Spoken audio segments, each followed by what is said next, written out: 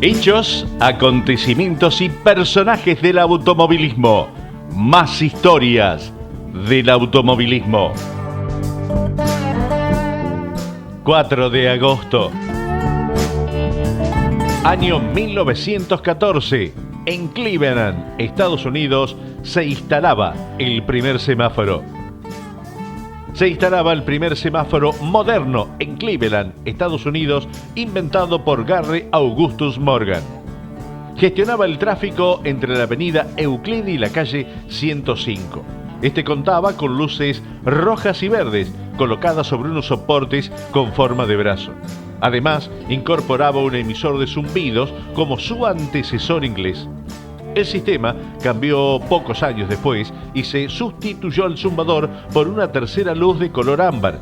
Los primeros semáforos de 3 luces aparecieron en el año 1920 en las calles de Detroit, Estados Unidos.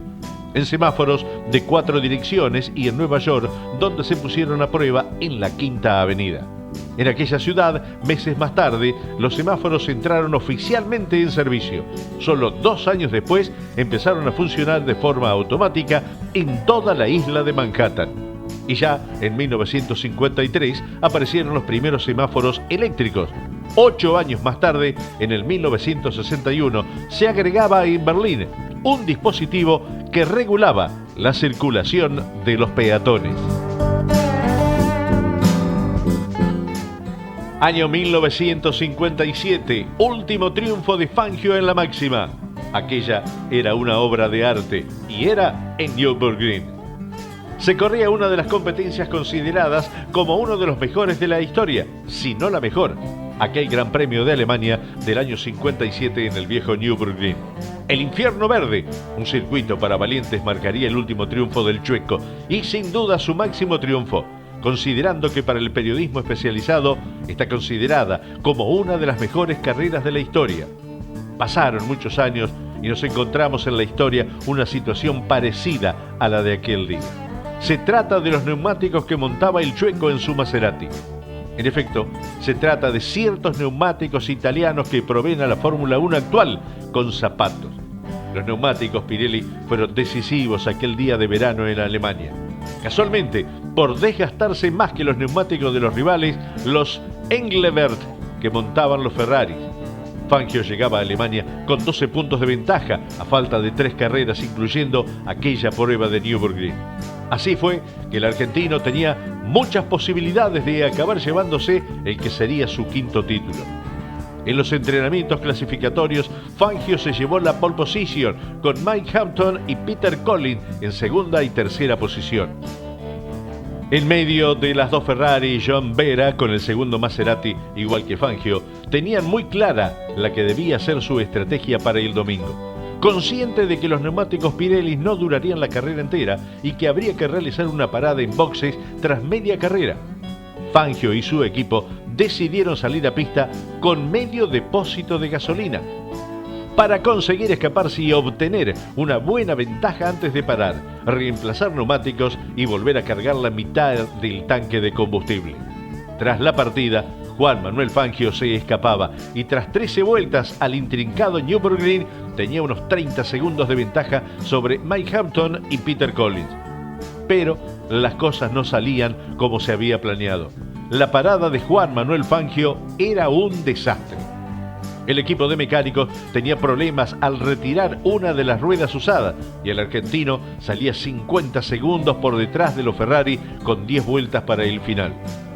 En la primera vuelta de esa parada en boxes, Fangio, magistral, le recuperaba 16 segundos al líder de carrera. En la vuelta siguiente recuperaba otros 9 segundos y comenzaba con algo casi imposible en aquel Infierno Verde. 9 veces batía su propio récord de vueltas en las 10 vueltas que le restaban para finalizar la competencia y 7 de ellas consecutivas. Cuando todavía faltaba más de una vuelta, el piloto de Maserati aventajaba a las 2 Ferrari. Aquella última vuelta Fangio siguió dando cátedra y llevándose la victoria por más de 3 segundos. Había realizado una remontada tan espectacular que los presentes no podían creer lo que estaban viviendo. Año 1963, en Junín, Bordeu con la Coloradita doblegaban a la galera de los gringos de Olavarría, sacando una diferencia impensada. Se corría en aquel momento el Gran Premio de Automovilismo Eusebio Marcilla, en homenaje al desaparecido Caballero del Camino. Ganaba Juan Manuel Bordeu la segunda vuelta de Junín. Se corría en el trazado mixto de casi 165 kilómetros. 75 kilómetros pavimentados y 89 kilómetros de tierra, lo que se debía recorrer en 4 oportunidades. En la misma competencia sufrió un accidente Oscar Gálvez, que volcaba cerca de los toldos. Ganaba Bordeu, pero llamaba una vez más la atención la gran diferencia que había logrado la Coloradita, preparada por el Toto Fangio en Balcarce y que había pertenecido a Marco Ciani, aventajando a los gringos de Olavarría por 10 minutos 32 segundos y con respecto a Ángel Meunier por 10 minutos 38 segundos. Pero también hay que remarcar que en los 659 kilómetros en total de la competencia entre Dante Emiliosi y Ángel Meunier, la diferencia era de tan solo 6 segundos, muy poco teniendo en cuenta los kilómetros recorridos. Ganaba Bordeu, seguido de Dante Emiliosi, tercero Meunier, cuarto Tuki Casá, quinto Dante Trota y sexto Vicente Galuso.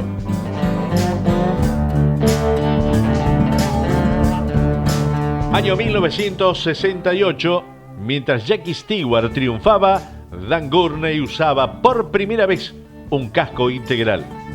Se corría el Gran Premio de Alemania de Fórmula 1 en el tortuoso Nürburgring. La clasificación la dominaban la Ferrari de Jackie Ickx y Chris Amon. Detrás se ubicaba Jochen Rindt y Graham Hill. Sexto estaba el Matra de Jackie Stewart. La carrera fue una resonante victoria del escocés volador Jackie Stewart, que desde el mismo inicio luchaba para hacerse de la misma a pesar de haber largado en la tercera fila. El escocés sabía que por la lluvia era fundamental tomar la punta en un circuito de casi 23 kilómetros. Con lluvia era fundamental hacer la punta para tener algo de visibilidad. Lideró las 14 vueltas, seguido por el inglés Graham Hill a una eternidad, 4 minutos 3 segundos, y tercero Jochen Rindt. En aquella competencia el estadounidense Dan Gurney utilizaba por primera vez un casco cerrado, fabricado en la empresa Bellstar. Ganaba Jackie Stewart, segundo Graham Hill, tercero Jochen Rindt, cuarto Jackie Ickx, quinto Jack Brabham y sexto Pedro Rodríguez.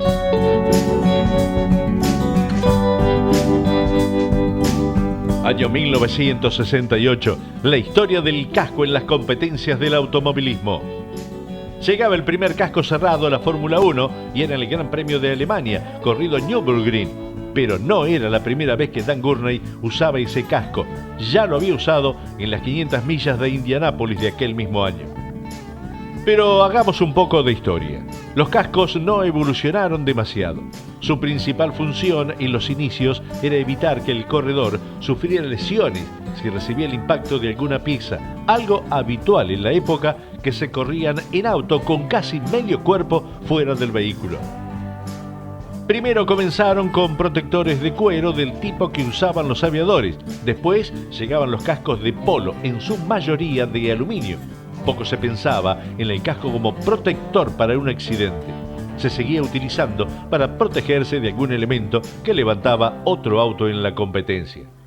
Graham Hill comenzó promediando los 60 a utilizar un casco fabricado en fibra de vidrio y pesaba 1,2 kg.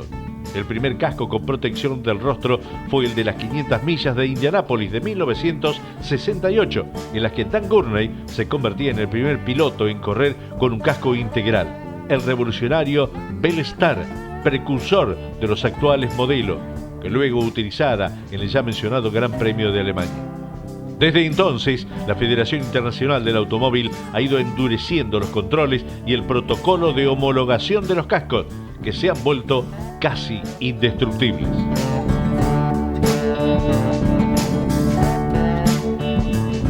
Año 1968, en la mecánica argentina Fórmula 1, ganaba Eduardo Copelo en Mendoza. La mecánica argentina Fórmula 1 se presentaba en el Parque General San Martín de Mendoza para disputar la 9ª fecha del campeonato, utilizando el circuito número 2 de 2.644 metros para disputar 2 series clasificatorias a 12 vueltas cada una. La primera la ganaba, al igual que la clasificación, Eduardo el Maestro Copelo, seguido por 2 legendarios de la categoría, Ramón Requejo y Orlando Sotro. La segunda serie era para Nassif Stefano, lo secundaban Víctor Plá y Vicente Cipolati. Llegaba la final, que se disputaban a 30 vueltas, y volvía a repetirse el duelo desde que pisaban suelo mendocino entre Eduardo Copelo y Nassif Stefano. Ya en clasificación mostraban que eran los grandes candidatos, marcando el 1-2 con una diferencia de 3 décimas.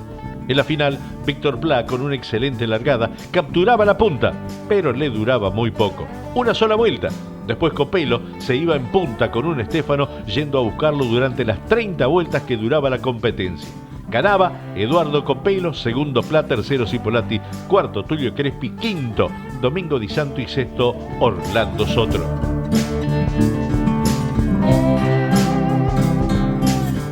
Año 1974, ganaba Clay Regazzoni, Reutemann subía al podio y debutaba Jacques Lafitte. Carlos Reutemann hacía podio en el viejo circuito de Nürburgring, ganaba Clay Regazzoni con su Ferrari, que desde la misma largada doblegaba a su compañero de equipo Niki Lauda y no dejaría la punta durante las 14 vueltas, al circuito de 22 kilómetros. El segundo era Jody Scheckter, que se quedaba con la vuelta más rápida. Tercero era el argentino Lola Reutemann. En este gran premio debutaba Jacques Lafitte con Iso Cosworth. Ganaba Clay Regazzoni, segundo Jody Scheckter, tercero Carlos Reutemann, cuarto Ronnie Peterson, quinto Jackie Ickx y sexto Tom Prowse con un Shadow.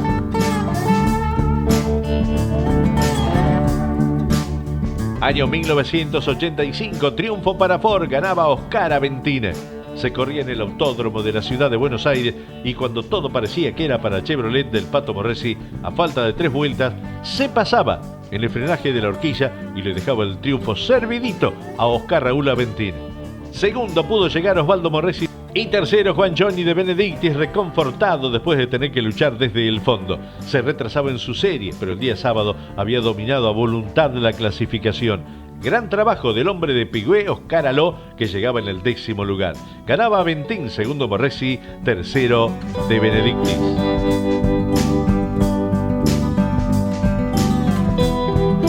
Año 2007, fallecía Ramón Requejo, una gloria de nuestro automovilismo.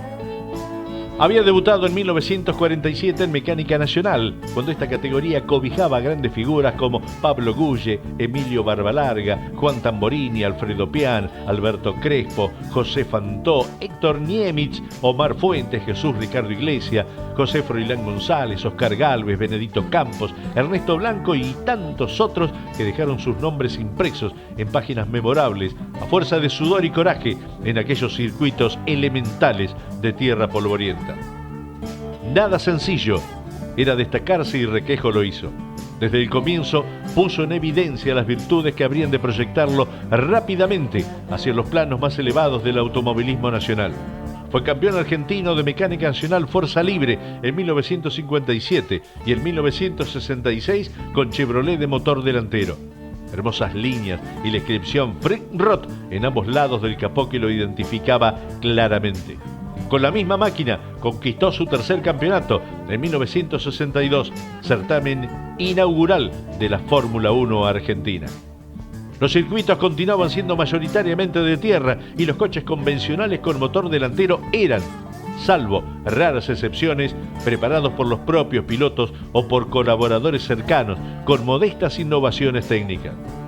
Pero los aires renovadores llegaron de la mano de Armando J. Ríos, quien a principios de 1964 se presentaba con un automóvil con motor trasero montado sobre un bastidor semejante a los que equipaban los monopostos construidos en Italia por De Tomaso. El motor era Chevrolet, similar a los que utilizaban en turismo carretera. El conflicto estalló en vísperas de una carrera en Rosario, donde un grupo de pilotos tradicionalistas elevó una denuncia formal, aduciendo que la nueva máquina no estaba encuadrada reglamentariamente.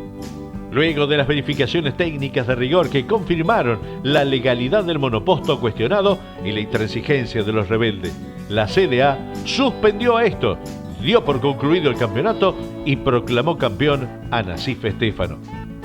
Uno de los estándares irreductibles del viejo orden era Ramón Requejo. No hubo actividad de 1965 como consecuencia de aquel conflicto y cuando retornó en el 66 no pudo hacerlo Requejo porque su suspensión continuaba vigente. Se vivía en tiempos de cambios técnicos acelerados en todas las categorías del automovilismo argentino, y Requejo, mecánico inquieto y hábil, aprovechó el forzado receso para preparar un nuevo coche, actualizado técnicamente, a fin de retomar al año siguiente con posibilidades ciertas de protagonismo. Y así fue. Requejo volvió en 1967 y festejó sus 20 años al volante con la obtención de su cuarto título de campeón argentino de la Mecánica Nacional Fórmula 1, al igual que en ocasiones anteriores también con Chevrolet. A principios de la década del 60 sumó su aporte al turismo carretera, participando con un rendidor y prolijo automóvil construido por él mismo. También la categoría Sport Prototipos lo tuvo circunstancialmente entre sus cultores. Pero Requejo estuvo fuertemente identificado con la mecánica nacional. Hasta 1967 utilizaba motores Chevrolet. En 1968 utilizó el motor Tornado. En el 73 dejó su chasis y utilizó un Bartos Tornado hasta 1975, que retorna a un chasis de propia construcción y utilizando el motor Dodge V8. Su retiro fue en 1986. Durante esas casi 4 décadas al volante supo afrontar con solvencia los profundos cambios de nuestro automovilismo.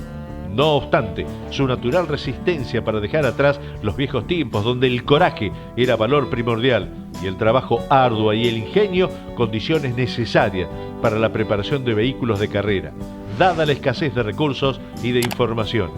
Había nacido en El Hortondo, provincia de Santa Fe, el 24 de noviembre de 1922.